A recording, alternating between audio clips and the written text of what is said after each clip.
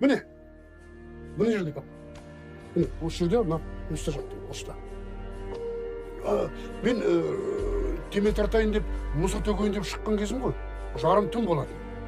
Иә, туы өшіп Аға, толық деп оған айтып бересіз бе? жоқ, айтқанымда былай ғой. Мен келдім. Мұсырды мында тастадым. Сосын бұрылып жүре берген бір мысықтың мияулаған сияқты дауыс шықты. Сосын басына мән берген жоқ. Жүріп кете берген жаңағы дауыс қайтадан шықты. Сосын достар жөндеп қарасам, дауыс мына жерден шығады. Содан қарасам, ой құдайым-ай, адамның дауысы.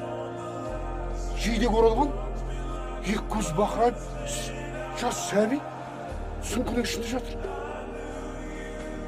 Шынымды айтсам, өзім шошып кеттім. Содан дереу әйеліме неге милицияға хабар бер дедім.